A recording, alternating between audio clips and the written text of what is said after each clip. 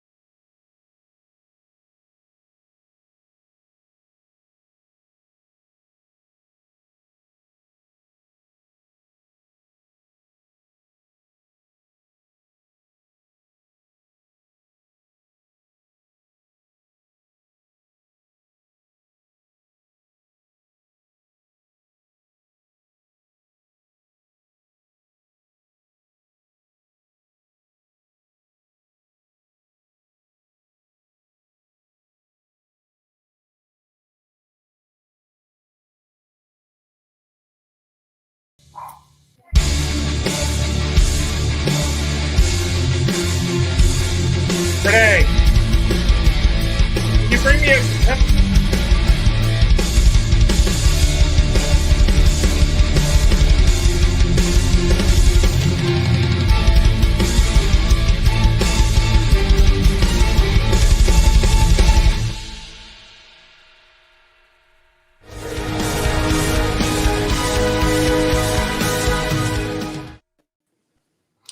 Hello, everyone. On a night when open night mic means open mic.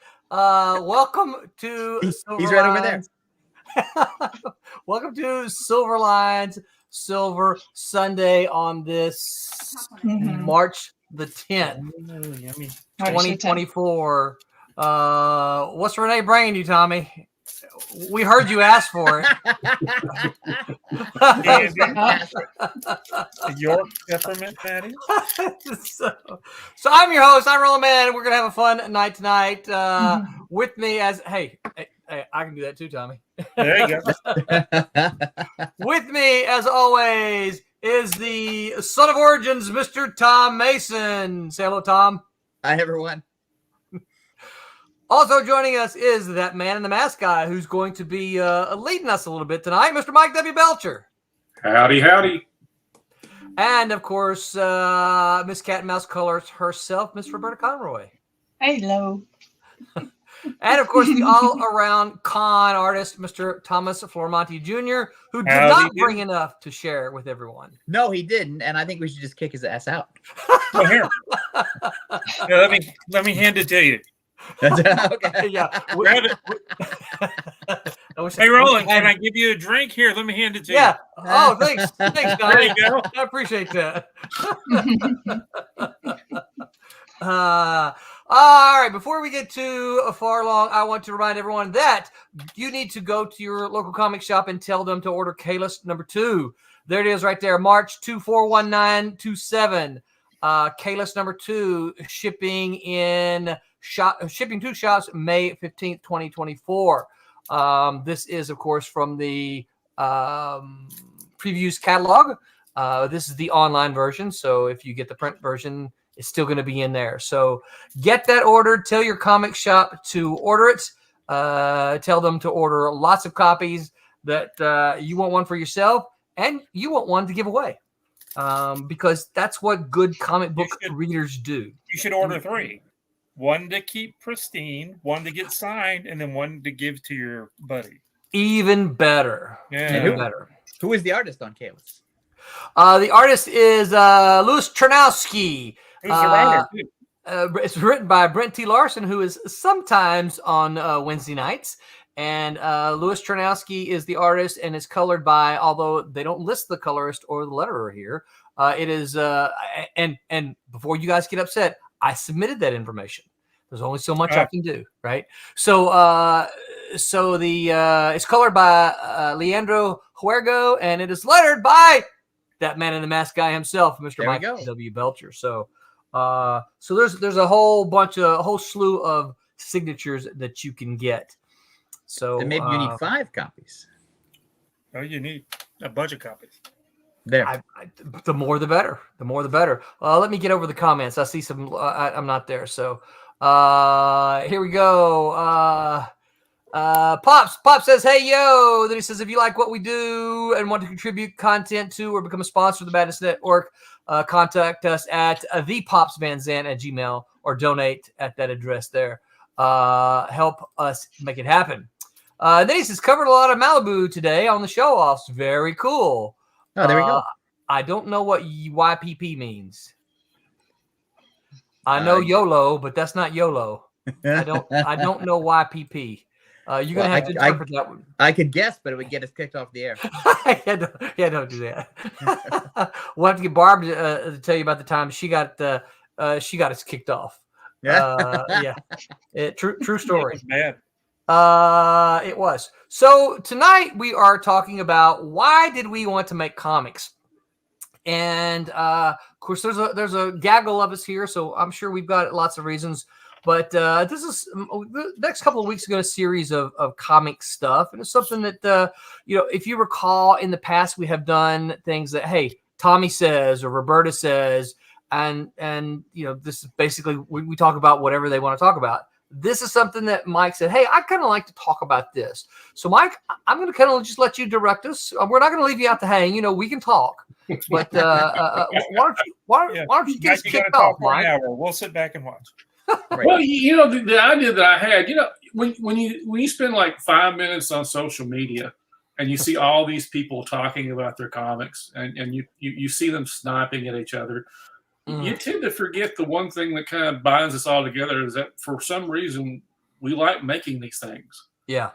And that's the only thing that kind of binds us together across politics and genres is that we kind of picked to do these things, these 4-color wonders, and spend so much time on them and love. Yeah. And I love hearing origin stories. I want to know what got you into comics. Why did Tom get into comics? Which sounds to me like last week's ominous comment. I don't know if I want to hear That's right. I'll repeat it for the new viewers. Is that I said flatly that I never had a desire to get into comics or to make comics, and then I spent a large portion of my adult life actually doing that. So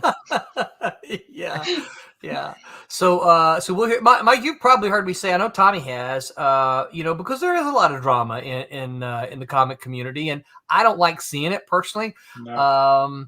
But one of the things I was really tempted at one point in time to go with the Silverline tagline is that we make comics, not drama, or our drama is in the comics. Yeah. Oh, there you go. So I smell a T-shirt. That's right. Yeah. I like that. So, I do like that because, like you said, Mike, I see a lot of that on social media, and I'm just like, would you guys shut up and just make comics? Exactly. But don't you think that the drama of comics isn't in the work itself? It's always in the behind the scenes weirdness. It always feels like, it like high school or college or in a bar or whatever. It never is about the work. The drama is never necessarily, maybe 10% of it is about the work, but most of the drama is never actually about the product. I agree. An example would be Tommy's a sucky inker because he's got a hat on. What? Right? I mean, that's just stupid, right? Right. And- Or he's and got the that's what- wrong hat on. that's what I think a lot of time when I see some of that. I'm like, you're upset that you don't like the state that person lives in. You don't like the color shirt that they're wearing, and so you're talking crap. You're creating drama, and it's not about the work that they've created. It's about the person. Right. So And yeah, I agree. I generally don't care about the person I- if I like the work a lot. I make a lot of because the more Yeah. as I've gotten older, and sorry, Mike, I seem to have taken your topic away from you, but as I've gotten older, many of the people who are movie stars that I loved in movies that I absolutely cannot stop watching turned out to be jackasses. Yeah. And so, but I still love the movie, and so I can't really separate. I can't really say, okay, well, John Wayne is a person who had some bad beliefs, therefore I can't watch any more John Wayne movies. Right. I can't be that guy. Right. And Yeah. so there's a line for me between creator and work. Yeah. Yeah, Roland and I've had this conversation a ton of times. It's like, I don't want to know what's going on with the actor. I just get up there, monkey, dance for me. Go ahead, say it, Tommy. Dance for him. What you had for breakfast. I don't want to know who you voted for. I don't want to know who you married. I don't care. I just want to enjoy. Let me give you money. Quit making it hard for me to give you money. You do a thing that I really enjoy. Yeah. I want you to do that thing. Keep doing that. And shut up with the other I'm not stuff. saying that you need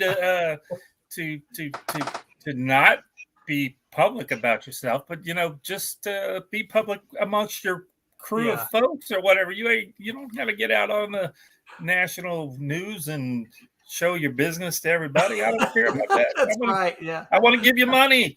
You're making it so I can't give you any money. But get on my nerve. So would it be a safe bet to say that none of us started comics because we had an axe to grind or drama to personal drama to create? None of us started that, right? I did. Well, I'm the outlier, so I have to wait my turn. No, I sure did. I knew some people that were doing it, and I'm like, I can do it too. Yeah. So what you guys don't know is, Tommy's local. Tommy and I were local, right? And he and I were friends to begin with before we started making comics. And what happened? And I've told Tommy this But you're before. telling my story. He saw me doing it. He's He's like, if Roland can make comics, I can make comics. But I think that a lot of great art also comes from anger, and a lot of great art also comes from agenda. And so you've got, because a lot of the alternative comics and a lot of the underground comics and a lot of that stuff does make great work from anger. So I think some people can be driven to produce that stuff, but most of the people that we know, are not necessarily angry people who are like, oh, this issue annoys me, I'm making my comic book. It's like, well, I don't know those people. Yeah, I don't either. So made a comic just so you could get your point across. Is that what you meant? Kind of a thing. To make a statement. I'm going to start making comics so I can do something for the world. So now, Mike, we'll start with you then. Yeah. Why did you want to make comics? People ask me what was the first comic you read, and I can't tell them because I've always had comics in my life. I mean, it's always been right there in front of me. And when I got into my teen years, and you start seeing names, and you really start putting some value to those names, that those guys who created comics, you think, I could do this. You're told all your life you got to think about your career, you got to think about this or that. And I fell in love with the visual medium so fast. And like I said, it was just so part of it that when I got to the point where I realized, well, I could pick a vocation. I mean, I thought about comics. And it was just such an integral part of what was becoming my personality. And I pretty much formed, art classes in high school. And, when I got into college, I took journalism classes to, be able to write better. And because, I couldn't afford the Kubrick school. So I had to kind of make do with what I could because, even 1990, the Kubrick school was not cheap. Right. So, it was just that medium of a mixture of writing and art. It's the cave walls. It's conveying a story. It's a love. I just, like I said, it just overtook me, and it still is. I mean, even I just went from You obviously never met my high school guidance counselor. Let me ask you a question then in a slightly different way, Mike. Then, so if you can't remember the first comic you read, what and this, I've been thinking about this a lot because when people ask me, I kind of have the same thing. I'm like, I know I read comics before. What's the first comic that was memorable to you? What's the first comic that made you go, hey, this one's got something special. Okay, I've read these other comics, but this one means something to me. Can you remember the first comic that was memorable to you? Wow, that was so many. I think it was probably the Secret Wars. Really? Because in '84, here was all the characters right in front of you, and here you had Shooter writing it and Mike Zeck drawing it, and it was the all-star team. It was just bam. And I remember reading that first issue numerous times, and as a kid, you're just thinking, you're just looking at it, and you're just thinking, just wow. And then because I was a Marvel head until I got to the teens, and just the idea of all this bombacity and then action and just the four colors and it just probably the Secret Wars. I could think of just early time. Yeah. Hulk, that Spider-Man was pretty much the book that everybody would pick up when I was younger. That was the book I would pick up.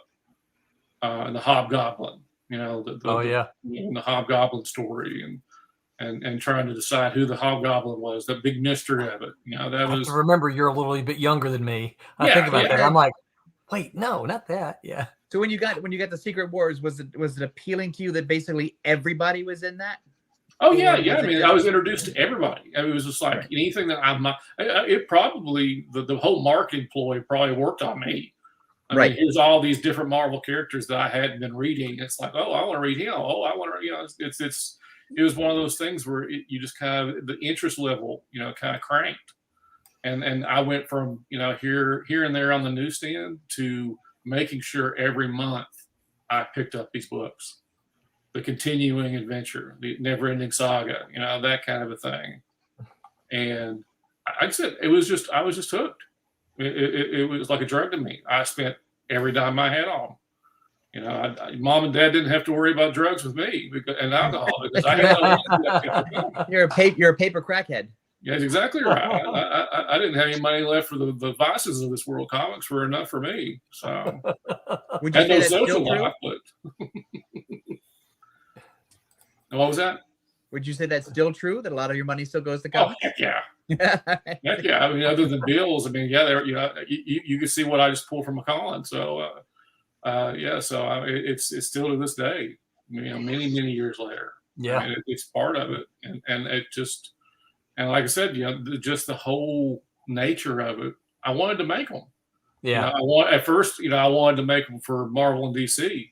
But then, you get 17 or 18 and you really discover the indie scene, you start, why am I going to do it for these guys? I want to do it for myself. To me, that's the origin story. Like Yes. When you discovered comics is not necessarily the origin story. No disrespect intended. But the real origin story is like, I don't want to draw for Marvel and DC. I don't want to draw Spider-Man. I want to draw Mike Belcher Man. Yes. And so to me, that's the key. The mainstream is the gateway. It introduces you to the medium, and then when you get into, when you finally get access to a comic store, a direct market store, and then you see the other books over here in the corner, and you guys, Malibu, I mean, Dark Horse, the books that I was introduced to in the late '80s, I started seeing. Instead of down there, copyright, trademark Marvel Comics, it's a trademark, copyright Paul Chadwick, Mike Baron, and Steve Rude. It was those kind of books that's like, hey, maybe I could come up with something myself. Maybe that Superman's great, and maybe a bucket list I'd like to draw Superman one day.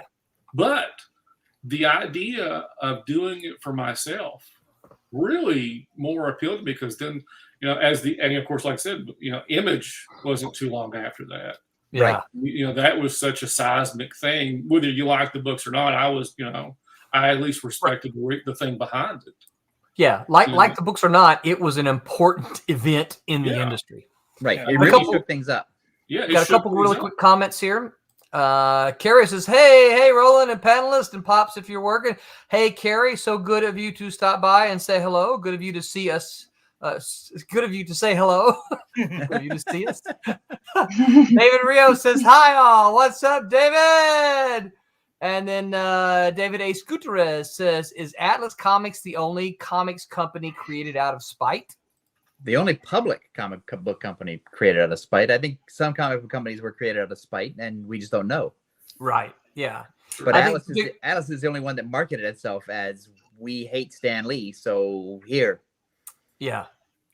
Yeah. I think probably there's some independent comic, small press sort of like, hey, I mean, Malibu's got some stories, right? Yeah. I think a lot of indie comic book companies were created because they'd been cut off from Marvel and DC. Yes. But I don't know. But I can't say that they created them out of spite or anger. It was just like, this is these doors are closed. This door, the barrier to entry in the direct market, is open. Yeah. I'm going to go in. Was Image created out of spite? Those guys are like, shoot, we're tired of giving Marvel and DC the money.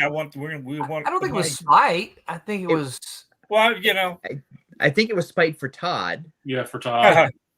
Because Todd has said on the record that I just wanted to watch. That he was going to do, what he wanted. I mean, he made the same Image offer to Terry Stewart that Image was making to itself, and Terry told him that the characters are way more important than the creators.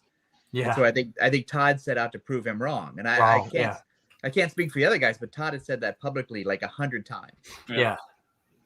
And so I would say Todd has also said in the past that even if there wasn't an Image Comics, Todd was going to do Spawn with or without anybody else. Like he was going to either self-publish and have his own one-title company, or he was going to join the Image guys. But he was leaving, and he was going to do his own thing. Yeah. And you could say that's spite, you could say that's anger, you could say that's really smart businessman decision, because he was sort of at the peak of his Marvel popularity. Oh yeah. So I mean, it's basically like a high quality athlete who had basically a banner year and wants to test the free agent market and see what his maximum price is. And so that's where Todd goes. Yeah. I mean, he was pretty much at the top at Marvel. I mean, but the point is, I don't think he was going to go any further at Marvel. I mean, when he was the top. Yeah. So, I mean, if he was going to go anywhere else, he had to go out. I mean, I think that's it, because otherwise you start that sort of thing where, like an actor with a hit movie, like your next movie doesn't do so well, and then all of a sudden people start talking about how you've lost your step. So he made the right call at the right time. Yeah. Yeah, I think so too. I'll go next. So to answer your question, I don't remember the first comic I read either. I remember the ones that were memorable to me, but I know that I had read things like Ricky Rich and Hot Stuff and maybe even some of the Archies. I don't remember a whole lot of the Archies. I do have a couple of queued up here. This is the first Avengers that stood out to me as me going, wait, it's Frankenstein. There is something, and this is Frankenstein is probably the reason I got this in the first place, right? But I think I still have the copy. It was I traded a Fantastic Four for it, and I don't remember the Fantastic Four, right?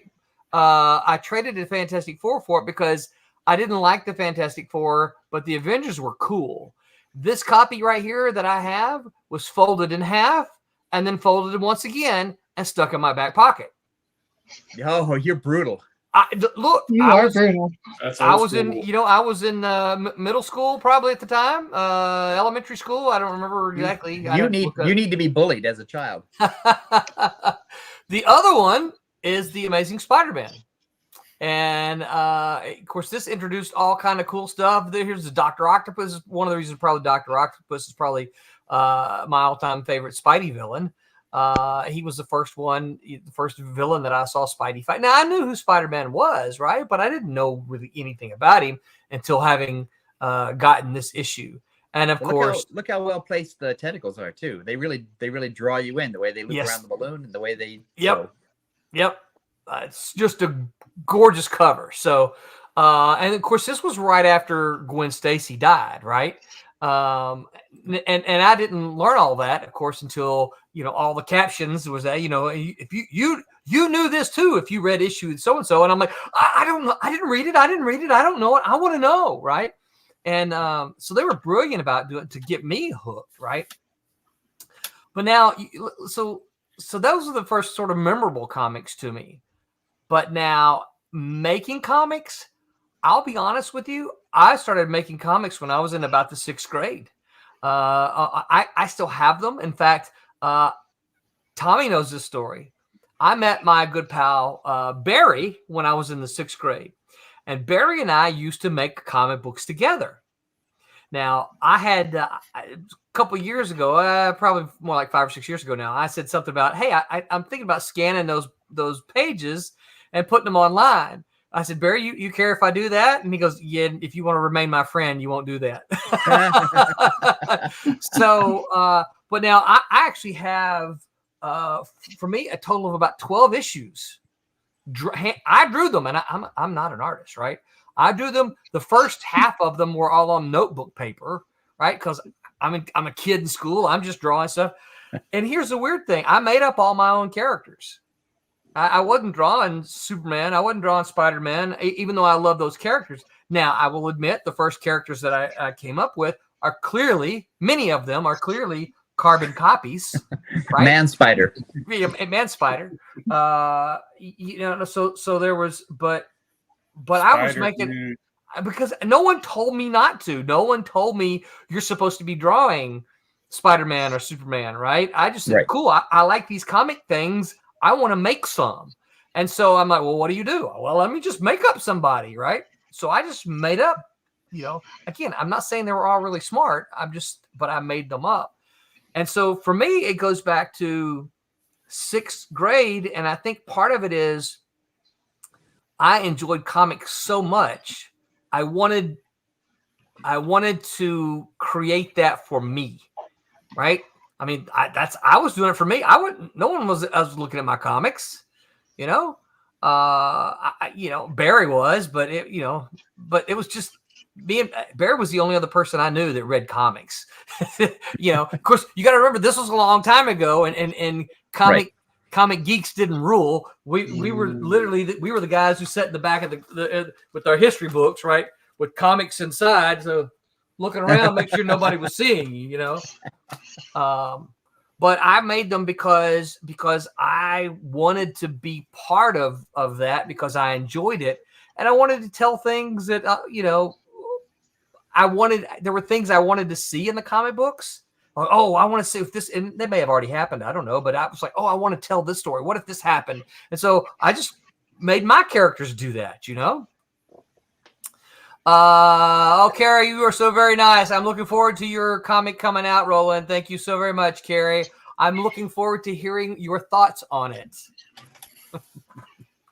So that's my origin story. Who wants to go next? Well, I'll go. Okay, I'll go, because this will make everybody mad now. Well, we'll sandwich you in between the I've already got people. You sandwiched in the middle there. Yeah. So the early comics I remember reading were Batman and Superman, because what would happen is when I was a kid, I would get sick. I'd stay home from school or whatever. I'd get a prescription. My mom would go to the corner drugstore to get it filled. She'd bring back some comics, and the comics she would bring back were the ones that she'd heard of before. Right. So she'd they bring were back safe, right? Right. They're safe. And it's like, I know these things. There's Batman, there's Superman, because they're on TV basically. And they're in her brain. And if it was World's Finest or Justice League, it was basically a Batman and Superman comic anyway. So she'd bring those home and I would read them. And I liked them, but they were not, it's always Superman, the world's mightiest mortal or whatever. It's basically solving a locked room mystery. Like who could have done this? And then Batman, the creature of the night, is like fighting a robot dog or whatever. So it didn't really, there were just things to do. And But then I discovered Kirby when Kirby went over to DC, and because I'm older than a lot of you people, it connected with me because it was new. There wasn't issue 400 or something, or issue 300 or something. It was issue number 1, which I liked, and I felt like I was going to start at the same place as everybody else. Yeah. And so I liked those. And Kirby's artwork by then, first inked by Coletta, but then inked by Mike Royer, was really just like eye-popping. Like you would turn the page on a Kirby book, and this stuff would just like jump out at you in the way that, you know, when Superman solves the mystery of the hotel room, it's not as exciting as watching this huge demon bug with a giant electric rod of some kind zapping some aliens or whatever. Right. It's a totally different experience. So I was hooked, and then I discovered that these things come out all the time, and I started to haunt the drugstores and the 7-Elevens and the supermarkets or whatever to try to get them. And I remember that I had missed an issue of Mr. Miracle because I got like issue 7, and then I got that issue 9 came out, and I thought, 8, where's 8? I gotta have 8. And so I got on my bike, and I spent like 2 days driving. I didn't tell my parents where I was going because it's like I just drove all over town until stopping at every convenience store, every drugstore, at every possible place I thought a comic book could be. And I'm flipping through everything in the rack trying to get it. And so I finally found it because I couldn't read number 9 until I had number 8. That's how. Of course not. That's how much it was infested into my brain at that point. And so it all goes back to Kirby. And so and I read that stuff now, and I can sort of transform myself back into that kid again and see it. But the comics themselves are not necessarily great in terms of writing or whatever, but they're great comics. Right. They really have an energy. They have, there's all this weird stuff going on, and the dialogue is a little clunky or whatever, but it's comics, and they're so I got hooked. And then after a while, I sort of, as I became an older person and went away to college, I stopped reading them because like most people, I discovered alcohol and women and jobs and college demands and whatever. And those evil things took all my money. I didn't have any money left over for comics. And then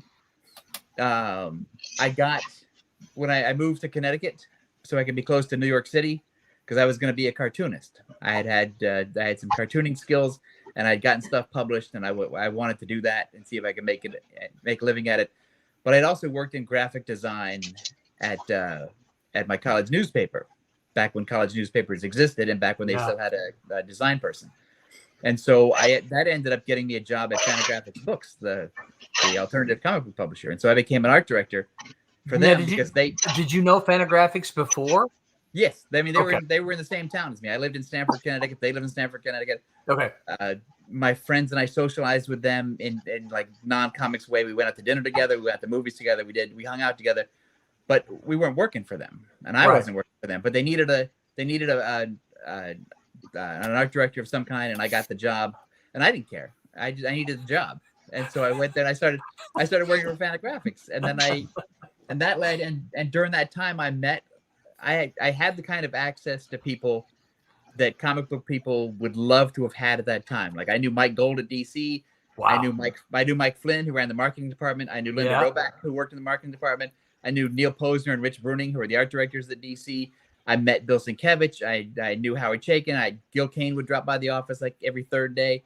All these people around me that were actually in comics, making comics. I could care less. It's like I had all this access and all these advantages, and I could have just gone to any one of them and said, "Hey, you know what? I would like to have one of your stupid jobs at DC where I just photocopy stuff and make lettering corrections, whatever. Why don't you let me in the club?" And I never did that. I could have gotten one, and I could have gone to that path where I become like an assistant editor or an editor or a freelance writer, or whatever. Didn't occur to me. Didn't interest me. Wasn't none of that. And then, were you still reading comics at the time, though, Tom? Or because you said you'd given them up, right? So were you? Did you go back to reading them? I went back to reading them with 2 comics that came out. One is that I started reading Perez Wolfman's Teen Titans. Oh yeah. Because that's a signature. That's as important to that time period as Dark Knight was to its time period. Yeah. And as Kirby was to me when he moved to DC. And so that's a seminal work for me anyway. And then when I was working for Fantagraphics, and I knew Mike Gold, and Mike Gold had left DC and gone to First Comics or whatever. He sent me the first issue of Chaykin's American Flag in photocopies. Oh yeah! Wow. And because he wanted people to review it, and he wanted to be passed around the office, and I got it, and I read it in black and white before anybody else saw it in color. Wow. And I thought, I'm not as smart as Howard in any way. Like he's like a Jeopardy contestant, and I'm like a Price is Right guy. And so, but that book really connected with me. It's the perfect book that came along at the time I needed that kind of book to come along. Yeah. So I started reading American Flag, and those two things got me back into comics. But I just became more selective. Like before, I read everything I could get my hands on, and now it's like there's only so much time in the day.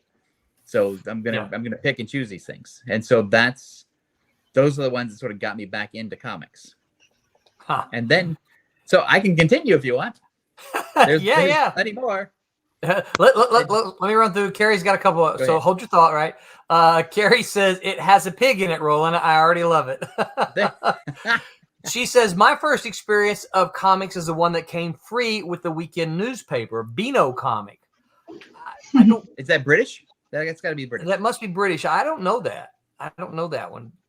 Mike shook his head yes. Do you know that, Mike? Yeah, I think it's like just a feature in a comic strip. I think I may be wrong. I don't.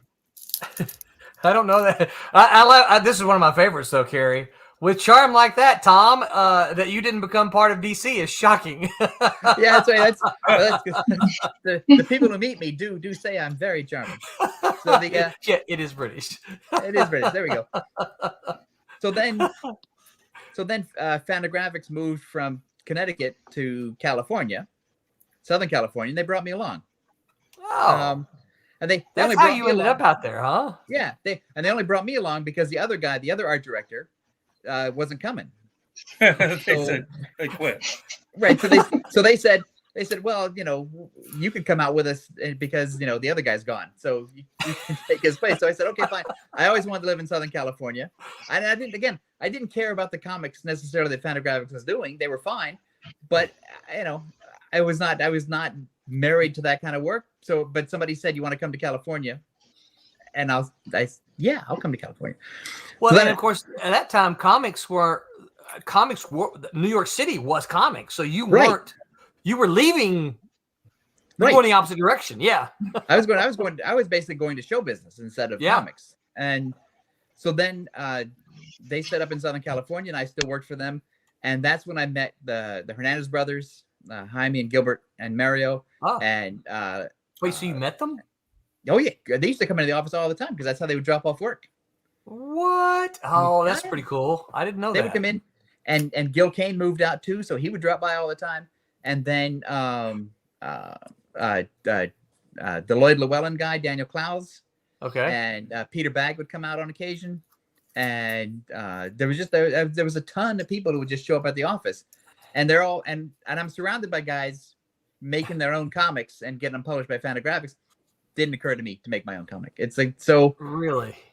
So, but I'd met Dave Obridge at Fantagraphics, and Dave Obridge had left Fantagraphics after they moved to California, and he'd gotten a job at Sunrise Distributors in even Southern California, and he'd gotten Scott Rosenberg convinced to start a comic book company. And Dave called me up and said, "Hey, you want to start a comic book company with me?" And I said, well, I don't particularly like this job. I like your job better. And so, but again, I wasn't driven to make comics. Do I have to? Right. It's like, well, your job making comics is better than the job I currently have making comics. So I'll follow you. And then I went to Malibu Comics, and then we made like 1,000 comics. Yeah. So what was the first comic that you actually did? You Tom Mason.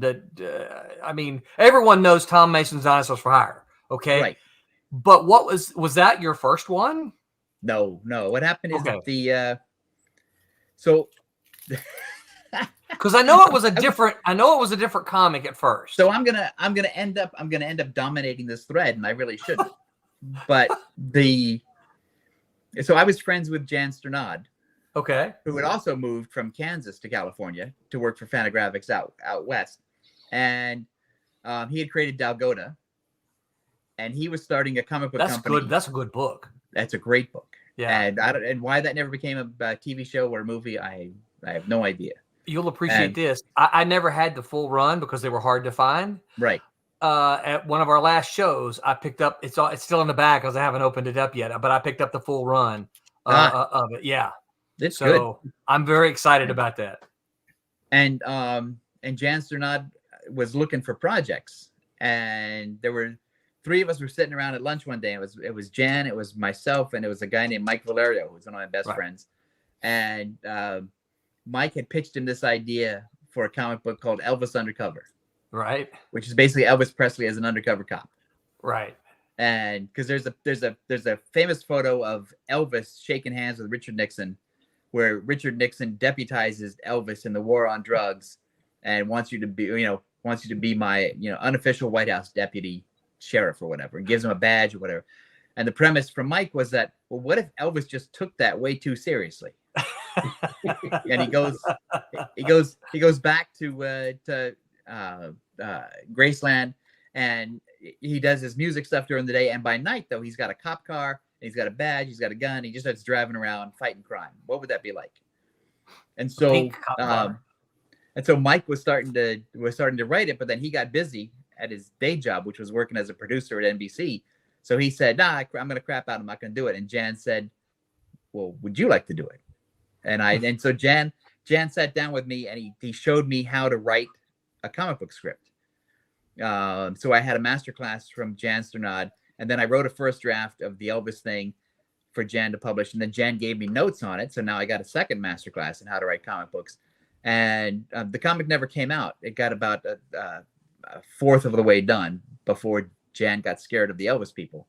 Yeah. For obvious reasons, as people would, because they're extremely litigious, and so but it never got published. How do I breathe? Right? Breathe, Tom. You better come up for air while talking. Here's the thing. I've done 2 shots. Scary person slamming you. I've done 2 shots before we even started. So, but that's what I found out. I found out I really liked creating a comic book. Yeah. And by actually doing it. So I didn't have a desire to do it, but once I had done it, it was like, that was fun. That was really fun. Yeah. And the fun part of it wasn't me, because the part about writing that I hated was the idea of, I'm going to sit alone in my little grotto, hunched over my little desk, and dip my pen in the ink, and I'm going to scrawl out something, and it's going to be, this horrible nightmarish thing. But creating comics was a collaborative thing. Yeah. Where I was doing stuff, I was giving it to Jan, and Jan was giving me stuff back, and it would build up over time, and it became better. And I liked that part of it.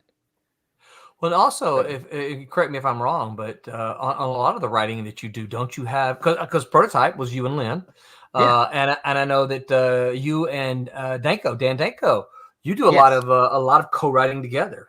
Yes, and for the same reason, I don't like the part where I sit alone. Yeah, and so I like the part where I turn stuff over to somebody, whether it's an artist or another co-writer or a producer or somebody, and I get some feedback. Carrie, please do not encourage Tom to be a rapper. Hey, listen, here's the thing. I don't have any desire to be a rapper. Oh no! I don't. But you would take the job if it was offered, though. That's right. Are you moving me to Southern California? Then I'll be a rapper.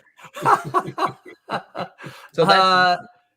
David A. Gutierrez says, same with him on American Flag. It opened up a whole world for me. It helped my mom didn't approve of it. See? Yeah. So Elvis became Dinosaurs for Hire later on, though, didn't it? Elvis, yeah. So Elvis became. That's the part I knew. Right, and that wasn't even the first comic that I wrote. Oh, what was that? The first comic I wrote was I wrote Battle to the Death #3. Okay. Because what had happened is that I don't know that one. Well, here's the thing: is that I don't even know if I should talk about it. But the so Tommy, that sounds like his scum of the earth, right? right. Oh, So, that was a good thing. Or She Devils on Wheels. That was yours. That was mine. Battle to the Death was a 3-issue miniseries that was supposed to come out from the old Eternity Comics. That was before it was affiliated with Dave and myself and Chris. And so the first 2 issues had come out, and then we took over the Eternity imprint, but Battle to the Death number 3 was still on the schedule to come out.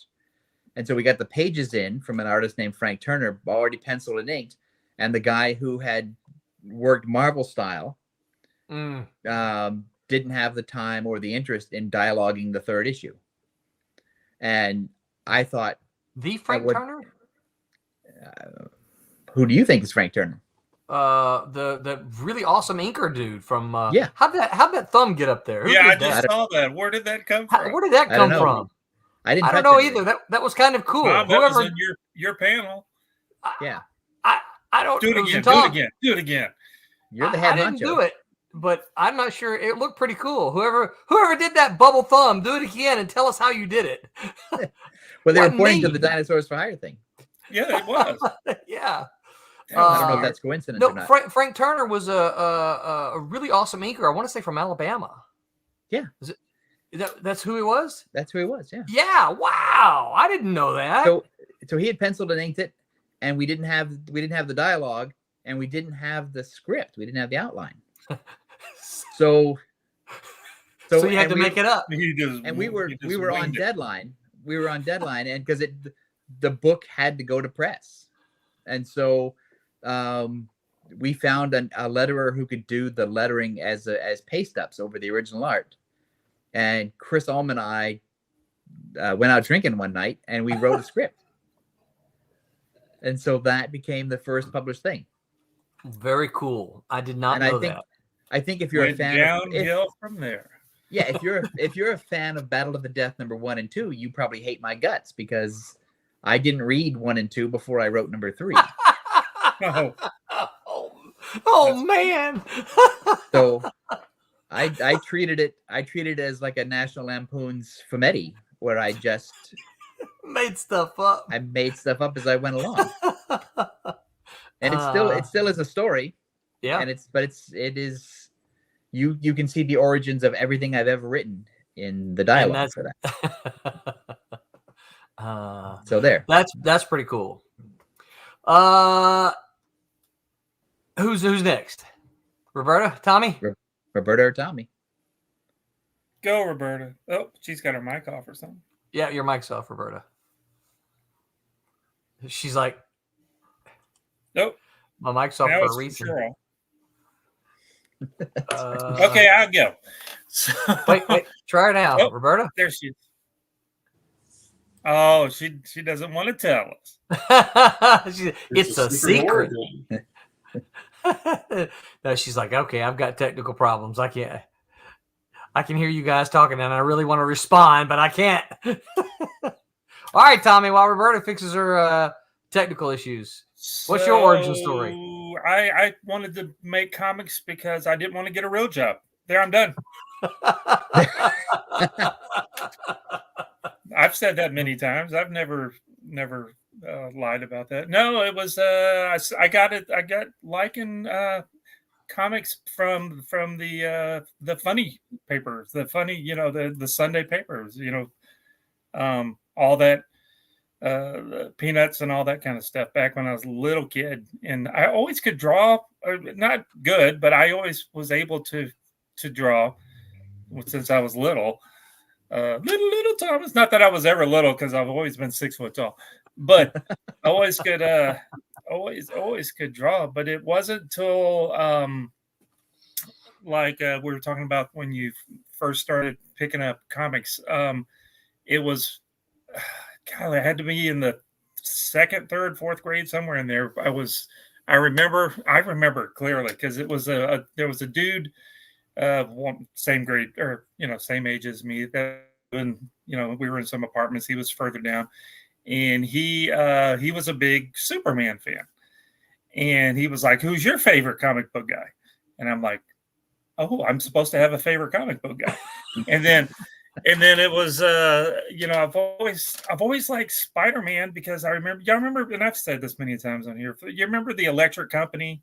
Oh yeah. That kid show. You remember they had one of the cast members, whatever you want to call it, one of the actors on the show. He would come on there as dressed as Spider-Man, and he would slink around in his suit and go, woo. Well, Remember all that? They had a little segment, didn't they? Yeah, it was I always like. Yeah, they had a little segment, just the Electric Company's segment.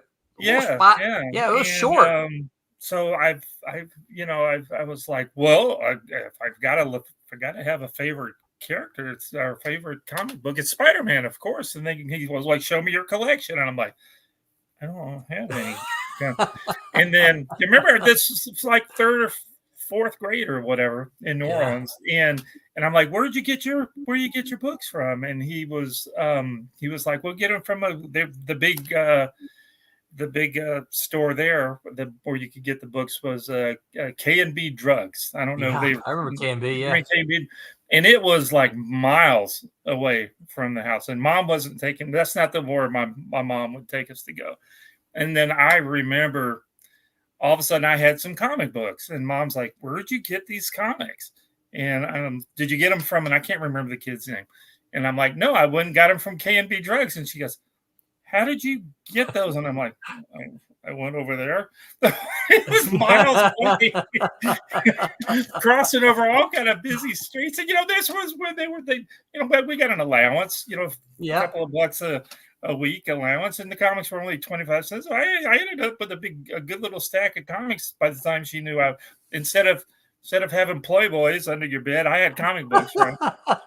And she's like, how are you doing? Where are you going? And she was really upset. I remember her being very upset with I'd bring Chuck with me, and Chuck was 3 years younger than me. Right? Way off over where I shouldn't have been going, and crossing streets that I shouldn't have been crossing just to get to that K&B drugstore. All on your bicycle, right? Yeah, no, do I? All on your bicycle, right? Sometimes it was on bike. Sometimes we just walk. And we're stupid. I've told you many times the stuff that Chuck and I did as kids. It's man, we're lucky to be alive. All the stupid. But stuff. Are you as a kid, when you learn the rules of safety, aren't you supposed to put those rules into place and actually cross streets? Yeah. Because they teach us how to cross the street. Yeah, I know. I couldn't tell you. We did. I'm here, so I must have learned something. I guess. Yeah. I didn't get killed, but we'd go way out of the way. I mean, it was miles. I've since been back to that area, and I've even showed my wife where we lived once, in those apartments, and then where I'd get the comics from, and it's just like, how did you go way over there? And I'm like, we're idiots. I don't know. I'm gonna Roberta, you get your sound fixed. Nope, she's still talking. But then it was off and on. I'd get books, and then we'd move. We moved a bunch, so I still have a couple of those books back when I was a kid. And we moved a bunch, and not that Mom ever threw away any of the stuff. They just got lost, right? And then in high school, I ended up getting some more books, and then but it wasn't until college. And was going to USM where I met Roland, and we all started playing role-playing games and stuff. And the people on the floor of the dorm that I was on, they were I played D&D a bunch, but they really like to play superhero role-playing games. Yeah. I'm like, I like superheroes. Yeah, this is really cool. And they're like, well, we're going to run to the shop. It's comic book day, and I'm like, where's a shop that's got comic books? What are you talking about? Yeah. So we'd go. Yeah, we'd go, and I'm like, wow, this is really cool. And then I just started getting the comics again, and that's how I met Roland. But it was really when Roland and Stephen Butler and Mitch Bird, they were breaking into the comic business, and I was a computer science guy. And I saw them getting responses back, and I've said this many times on the show, that they were getting responses back from comic companies, you know, and I'm like, shoot, if those idiots can do it, I can do it. Yeah, and eventually this idiot started doing it too. So, yeah, but when I got out of school, my wife said, here, you can try a little bit, see what you see if you can get some work. And I was able to start getting work. And, you know, Tom gave me some work over at Malibu and doing stuff with Roland. And I did tons of background work for Jimmy Palmiotti. Yep. And, you know, and it was probably could have made more money doing computer programming, but I've stuck with the comics for a little while. Renee was like, yeah, give it a shot if that's what you want to do. And I'm like, yeah, let me try it. And so it goes back to, I know I've been rambling, but not as much as Tom did. But it goes back to and you've been speaking what I said at the beginning. I was just trying to do something not to get a real job. So I've been doing it for 30-something years. Well, guys, I got to tell you, we have hit a record tonight. I'm looking up here. Y'all can't see it, but I got a little tracker right here that tells me how many are viewing live. Yep. Currently listening to us right now are 48 people. Dang, what's up? I think it's clear that Mike Belcher should pick the topic every week. This is how I'm determining. I'm looking at the data. Works for me. Yeah, so that's the whole next month. I'll leave it at that. I'm doing comics because I didn't want to get a real job. Yeah. Can you hear me? You do have a real job. Yay, we can hear Roberta. Yes. All right. There we go. There hasn't been much silence for me to break in and check it. Well, according to our audience, that's my fault. No, it's good. But your story's great, Tom. You know, you said it make people mad, but really it's, you know, you hurt yourself for a while, but you got into something you loved eventually. That's right. Tom or you loved what you got into mine was eventually. I just was making stuff up. Well, it took a while to actually find a thing that would connect with me. Yeah. Mm-hmm. Because I think if I'd gotten laid off at Fantagraphics and Dave Obridge hadn't gotten Malibu Comics started, I don't know what I would have done. I would have gotten the real job that Tommy tries to avoid. Yeah. Yeah. And I would have, you know, absolutely. Yeah. I would have been your Starbucks barista or your, you know, your Burger King waiter who talks too much or whatever. I wouldn't have been, you know, a funny like fries with you'd your have Big been Mac? pissing people off at Starbucks is what you do. That's right. It's like, hey, and I'd be deliberately misspelling your name so I could have a laugh. That's right. Misspelling them on purpose. Because Tom has to have the laugh. If it wasn't for Dave Obridge, if it wasn't for Jan Sternad, if it wasn't for moving out to California, I don't know. I would just be like a lost cause. Well, don't you think all of it happened just the way it had to happen in order for it to fall into place? It's like, well, there's two things. There's that, and then I'm a firm believer in the power of yes. And so even if I don't see it as an opportunity, basically if somebody says, hey Tom, do you want to move from New York to California? We'll pay for it. I would say yes. Even if the thing in California was sort of vague and disconnected, I would do it. And so it's an adventure. It is because I bring that into the bigger part of my life, but I also bring it into the smaller part of my life. Like I'm not a huge NBA basketball fan. And but if they asked you to play, you would say yes. I would say yes. And I'm definitely not a fan of the LA Clippers. But a friend of mine said, you want to go to a Clippers game at Staples Center in downtown LA? And I was like, yeah, I don't know. And he goes, well, a client of mine gave me luxury box seats. You want to go? And I would say yes. And I don't care about the game in any way, but I care about the luxury box. I want to, because how many times am I going to get to see a luxury box? You care about the experience. And how many people who go? How many people who do go regularly get to experience a luxury box? Right. Yeah. It's like, so I'm walking in like the King of Sweden or whatever, because I'm on the way to the luxury box and they got, and what you I found, just were wanting to go, nah. I did. And so, because the thing about a luxury box, and again, I realize I've co-opted the conversation away from Roberta, but the thing about a luxury box is you get a waiter. Really? And I've never been to a sports event where I had a private box and there's a sofa, There's a dining room table. There's a bunch of bar chairs that overlook the big screen so you can see it. You can watch the game on TV if you want to. And then there's a waiter who comes in and says, "Can I get?" And it's all off menu stuff. So you could have a steak or whatever you wanted to. And so it's like, yeah, I'll be the biggest pseudo rich a-hole possible. Makes sense. So Tom's about the adventure, is what yeah. Tom. And so Okay, Roberta. That's what it was. Now, Roberta, go ahead. Well, sure.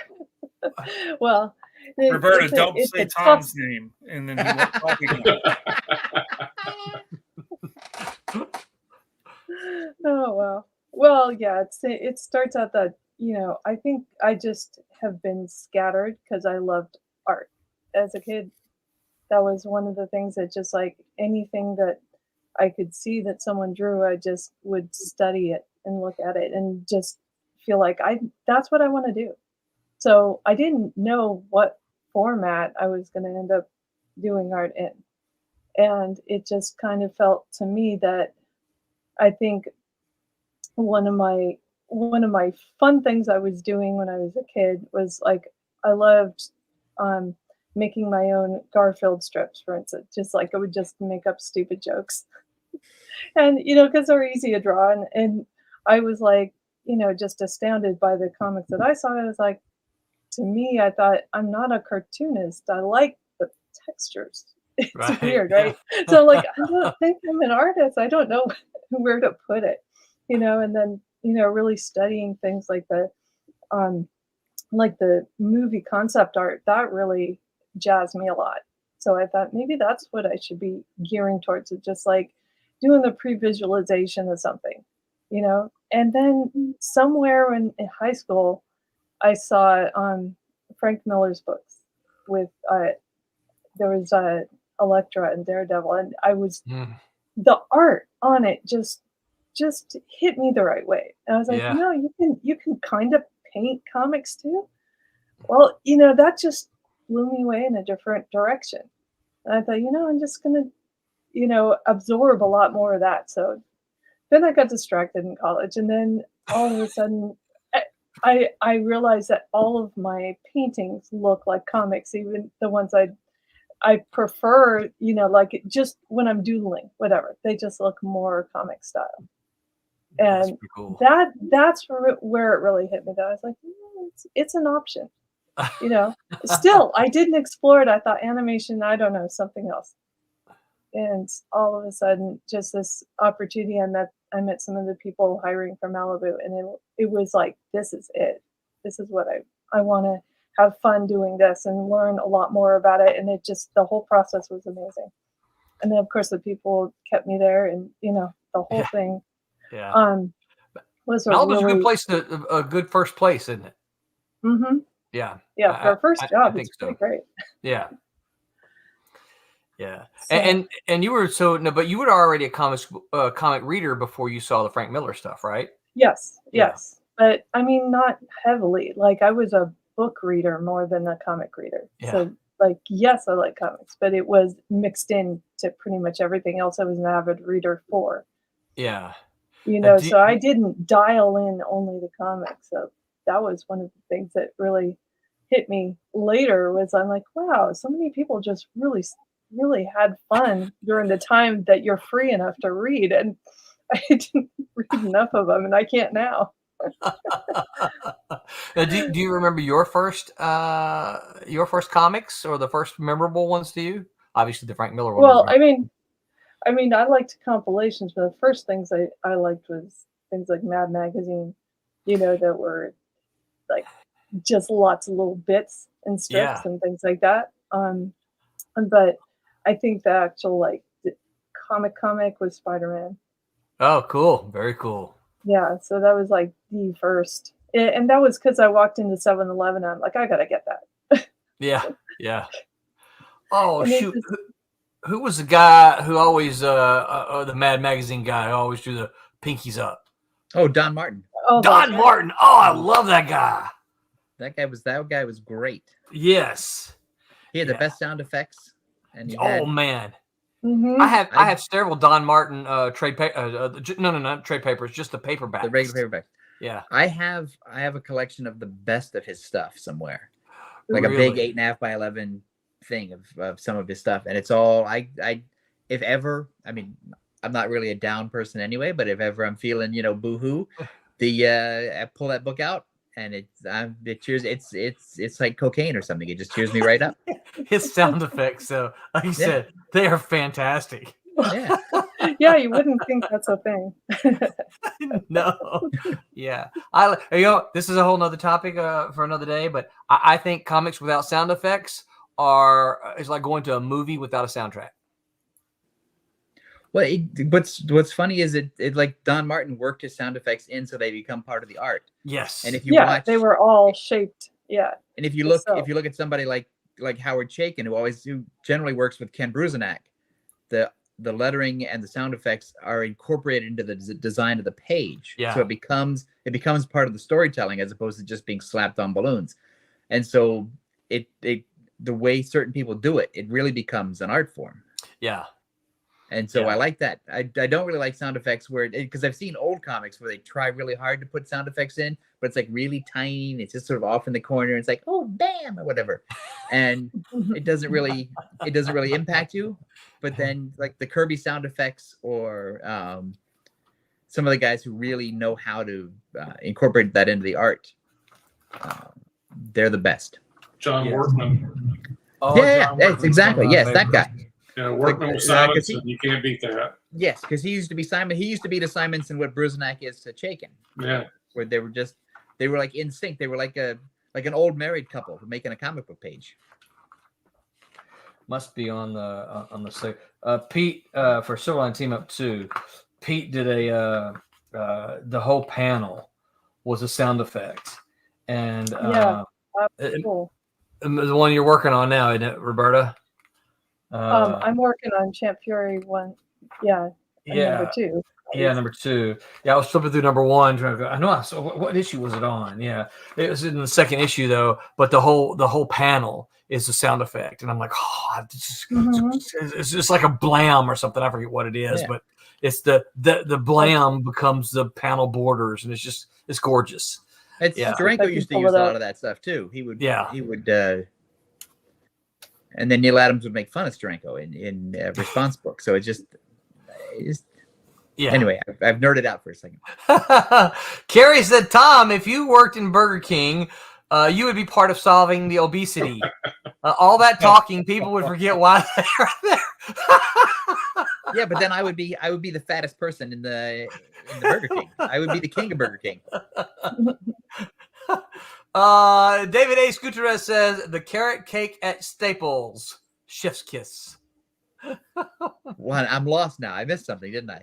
The carrot Staples cake Center at Staples. when you went to go see basketball. Oh yeah, the Yeah. Staples Center. See, I was thinking of Staples, the office supply store. So I Oh. was. Yeah, they got a carrot cake there too. That's Carrot right. cake at And the Staples. stack of That's snack right. Yeah, products. that's what I'm thinking because I'll go there now if they have it. There. Oh, look at that. Yeah. Look at There that. it Look. There it is right there. See that? Wow. Wow. That's so cool, right? Yeah, that's great. That is fantastic. Yeah. Yeah. That's And by the the way- inks again. I don't know. Boy, the inks on that book is so fantastic. Right. By the way, everybody watching who can see this, this is a page from a Silverline Team Up number 2, which will be coming to you very, very soon. Here, Look at that. let me That's great. close Who is- it so you Yeah. can see it. It's This one. There it is. Peter Clinton is the penciler, Thomas Flormonti is the inker, and of course Roberta is coloring it. Man, I think that Tommy Flormonti guy is going to go somewhere. He's Yeah. he's I got think he's potential. already been there and left. He does have potential. Once he gets out of school, Yeah. Go, Mr. David Ace Gutierrez says that is a brilliant panel. there you go. I Yeah. agree. Well, guys, That my panel clock right tells there, me. the one with the background in it, the one where she, Miss Fury's looking at the people in the. Oh, that was Yeah, alright. yeah. Wait. Yeah, here. That's what I Yeah, was trying that to do. 1, 2, 3, 4, 5. That fifth panel, the one where she's looking through the window. God, that was for Yes. some reason I just had the hardest time inking that panel.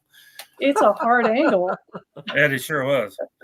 It's And he drew another Basically- one where they're looking through like windows, somebody from the outside looking inside, and I'm like, Pete, what did you draw? I couldn't figure it out. It was hard as heck. What's But funny I like is it. I like the way you draws your eye though. So all the Yeah. angles face right to the girl and the baby. If only we could get him back on the show. I know. Mm-hmm. I send him messages every now and then saying, "Hey man, we miss you. Come on." And he writes you back Z because he's sleeping. I bet he'd know what the Beano was. I bet he would have known Beano too. Yeah. Well, y'all, my clock says that we have zipped right through our hour's time. Anybody got any, Mike? Any final thoughts? No, it was really interesting listening to everybody. I mean, again, the origins of our craft will always be entertaining, and hopefully not more entertaining than what we do.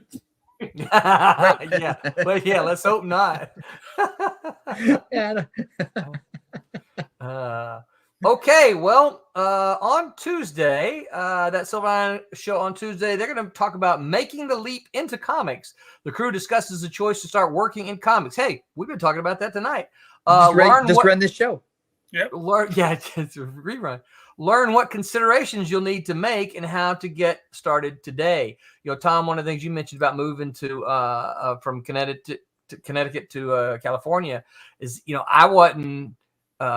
If you had said something to me at one point in time, you want me to move to California? No, you did move to California. I know, but I'm saying before that, you want me to move to California? No. But what happened is the opportunity came up with Chris, and I know he talked to you, had talked to y'all about it, but the opportunity to Chris, hey, come out here and make comics. And I'm like, I don't want to go to California, but you're offering me a full-time job to make comics? And here's the difference between you and me, though, is you came out to California and you did not embrace the California lifestyle of the experience. No. And I came out to California and I wanted to go back to my hometown and slap my dad for not moving there sooner when I was a kid.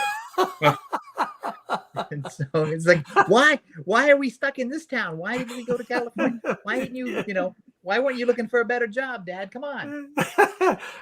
Way too many people out there for me. Carrie says, great stream, everyone. Carrie, thank you once again for hanging out with us. Thank you for your comments. We try to pop them up there and answer questions if you got them. Wednesday, the Whammers are going to do a show called Color My World. Let's talk color, mood, and color schemes for comics. That ought to be an interesting one. They ought to see if they can't grab Roberta for that one as well on Wednesday. What was that? Coloring is everything as much as lettering is, because if you can you can see a badly colored. It doesn't matter how well a comic book is written. If you have poor coloring or poor lettering, or it's everything is gone. No one cares. Absolutely, 100%. David A. Gutierrez says, "Thank you all." Carrie, we are not going to go there with this comment. All right, we're gonna hold off on that one. Thank you, David, for hanging out with us. Carrie, David, make sure you come back next week because you were great. Yes, Giving Tom hell, that was good. Next week, I'll be slower. Next week, we're going to talk about art, colors, letters. Oh my! The story is just the beginning of the comic. Comics are an art form that melds words with pictures. How do we get those panels on the page? We're going to talk about that story process. I have strong opinions. Oh, good. Yeah, I do too. David Rio says, LOL, Tom talking about my coloring. Yeah. So, all right, you guys. Well, I'm trying to find my. Here we go. Trying to find my. You know what we say? Until next week. Remember to make mine Silverline. Good night, everyone. Hi, my name is Paul Kupperberg. Make mine Silverline.